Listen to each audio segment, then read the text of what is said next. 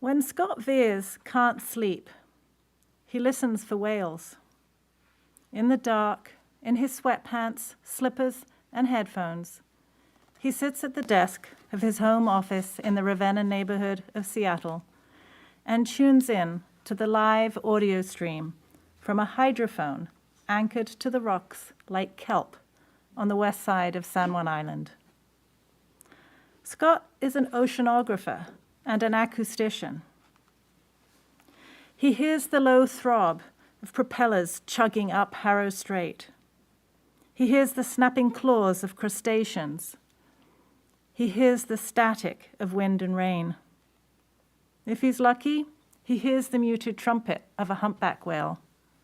Or if it's early summer, maybe the bark of a harbor seal. If he's really lucky, he hears killer whales. The southern residents are a small, endangered community of killer whales. They live in the coastal waters of Washington State and British Columbia. There are 3 pods, J-pod, K-pod, and L-pod, only 74 animals in all. They depend on wild Chinook salmon, yet wild Chinook salmon is scarce. Killer whales use echolocation to see what's around them. They shine a beam of sound to visualize the topography of the seafloor, schools of fish, boats, nets, other marine mammals. Echolocation clicks are repetitive, monotonous, and practical sounding. They kind of sound like a sewing machine running a seam, a metronome finding its rhythm, a telegraph tapping out a message. Killer whale calls, on the other hand, are what the whales use to communicate. They sound like conversation, like laughter, banter, Marco, Polo, a yodel, yoo-hoo, cheerio, what you doing, where you going? Some calls sound like squeaky shoes or a clown bending balloons. Others like blowing bubbles, blowing raspberries, or blowing noses, the kinds of sounds that would make a classroom of children giggle. It's thrilling to listen to killer whale calls. It's like eavesdropping. Even if we don't know what they're saying, we know they're talking to each other. They're chatty. Hi, my name is Laurendrake. I'm a singer-songwriter and an actor here in Seattle, and I was so excited to get to write a song based on a killer whale calls.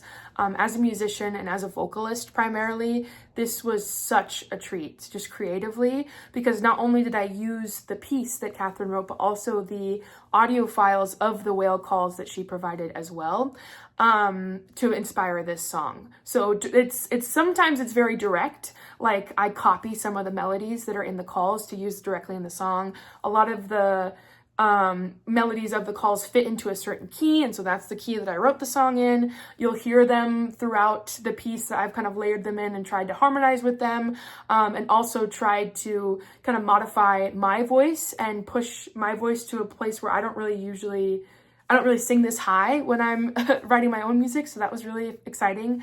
And I was just really moved by the overall message of the piece, that sound is a necessity for life. And if we're talking over these other living beings, we're at risk of losing their voices and all that entails from not only their past, but ours as well.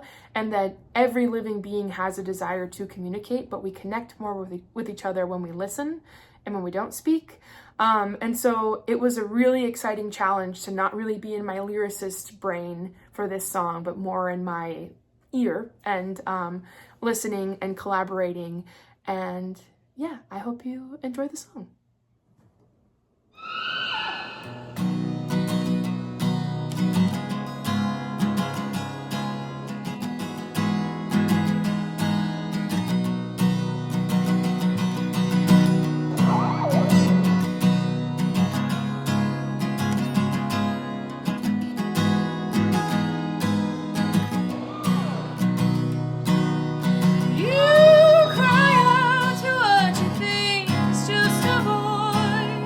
Melody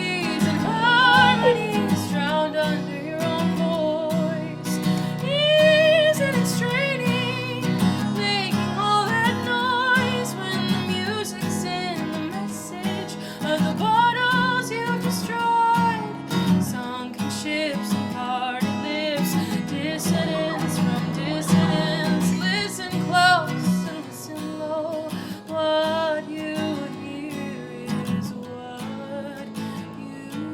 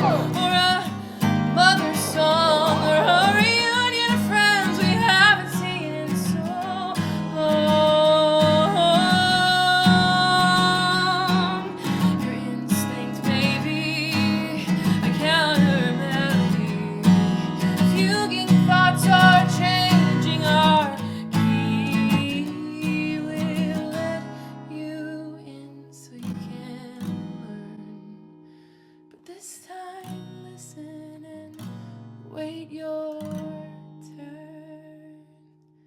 In your silence, there's a simple